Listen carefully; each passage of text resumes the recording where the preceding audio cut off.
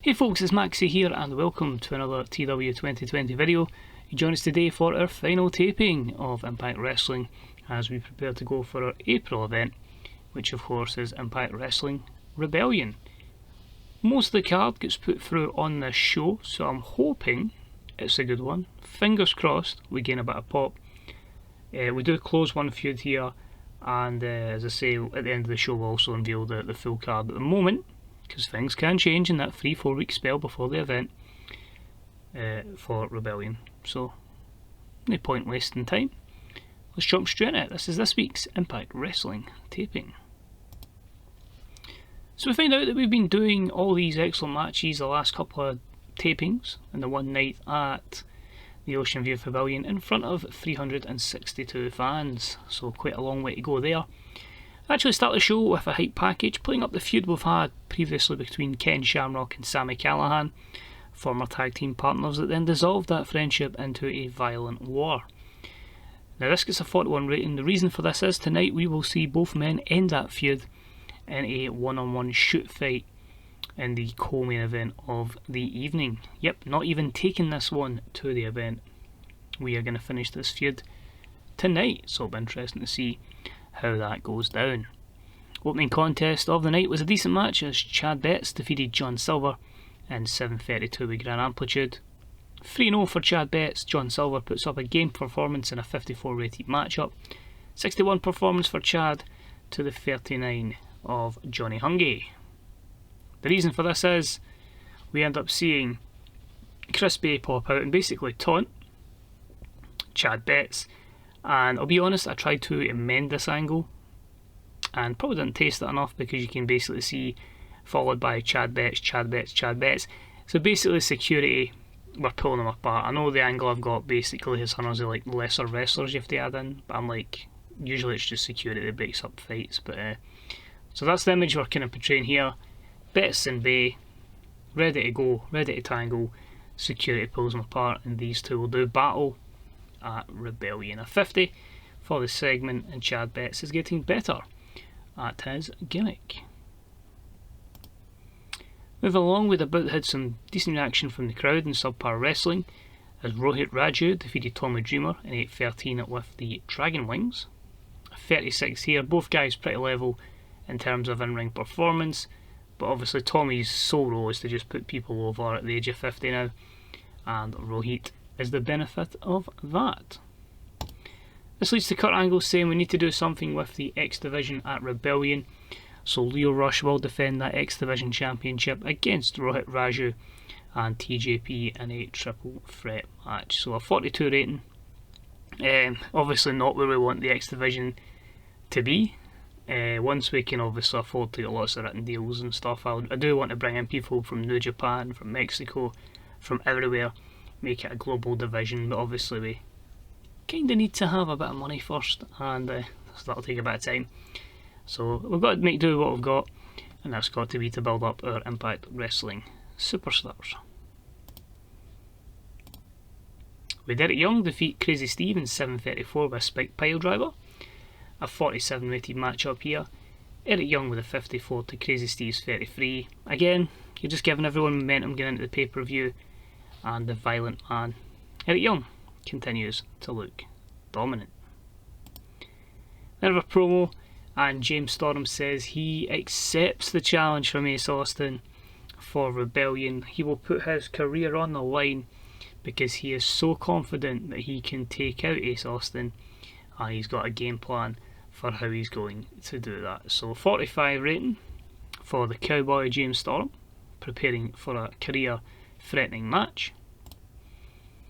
We had FTR get a warm up for facing the Good Brothers, and they win in 11:43 over the Deaners when Cash Wheeler pinned Cody Deaner with a shatter machine. A 55, I'll need to look at changing that because I know they've dedicated their finisher to Brody, but I can't remember the name of it off the top of my head. But fantastic there. Maybe the Big Rig actually, I'll double check that. But obviously just giving them momentum. I actually could have probably main evented with that matchup, which is crazy. But it's good to see that Cash Wheeler and Dax Harwood are two good hands we've been able to share with All Elite Wrestling. Then had Kimberly lose to Navia in 7:59 after a German suplex because of a distraction from Thunder Rosa. So Thunder Rosa gets a little bit of revenge on Deonna Purrazzo by screwing her friend here, and a 35 for the Nevia victory. This also was our storytelling match of the evening. And while this happened and the surprise victory happened, Thunder Rosa just lays the crap out of Deonna Purrazzo, completely beats her down, and it ensures that basically, yeah, she has got the upper hand going into Rebellion. Then have another segment where it is the Good Brothers. Again, it looks like Doc Gallows is making progress, getting ready for the matchup against FTR at Rebellion.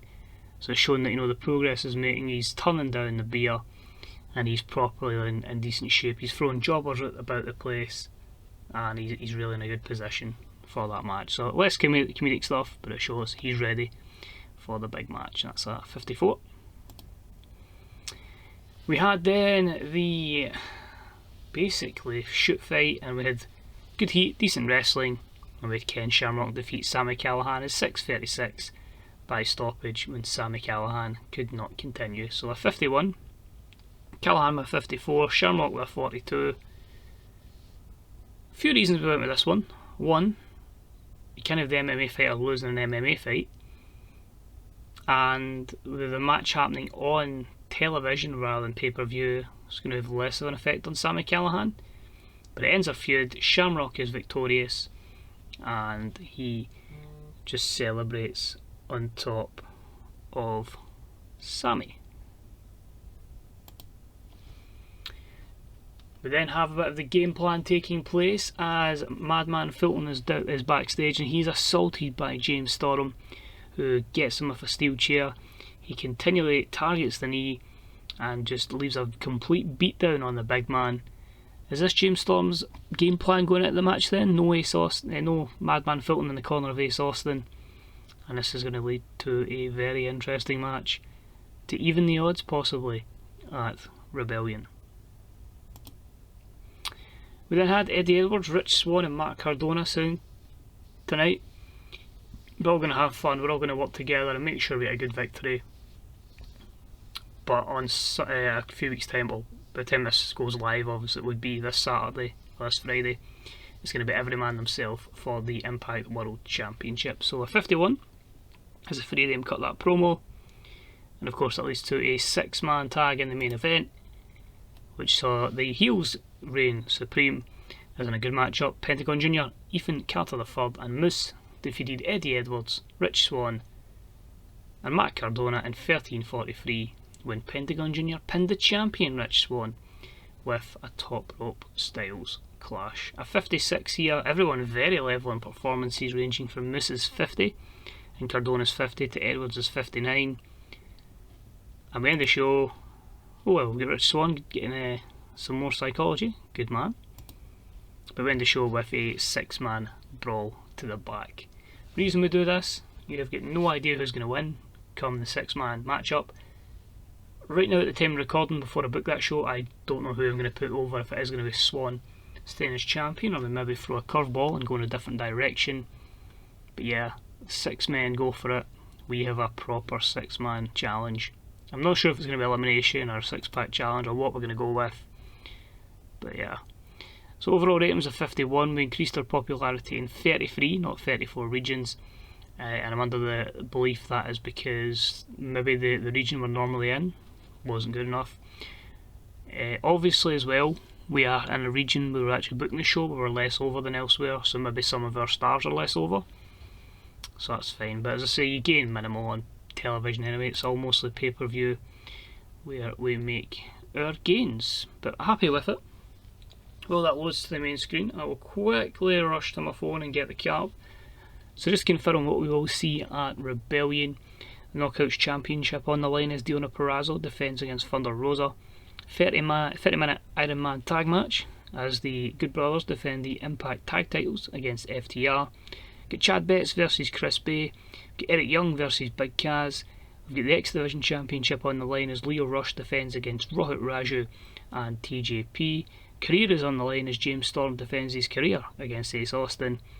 And the Impact World Championship on the line as Rich Swann defends against Moose, Eddie Edwards, Pentagon Jr, Ethan Carter III, and Matt Cardona. More could be added, depending what happens in the next few weeks in game. So, that's all our tapings and what's aired and whatnot, so that's fine. It seems to be going very well. Size wise, we actually gained a bit, 42. Well, that's good. Progress. You'll love to see. If we get to 43 by the end of this month, that would be good. That would be quite handy. We've been getting there, slowly but surely. Because the rally is, we really should just be doing shows in the home region, because we're over that regardless. So we're going to be medium. We just have to turn the southeast into a 59, so maybe we'll focus primarily going forward just on working in the southeast for now. So the news items we've got is just Pentagon wrestle too much. That's fine. But yeah, that is it. I'm now going to go ahead and book the pay-per-view, which is a few weeks away, but hopefully, as I say, it's successful and there's no injuries when they're working for other companies. But until then, cheers for watching, good day and good night, and I'll see you soon. Bye bye.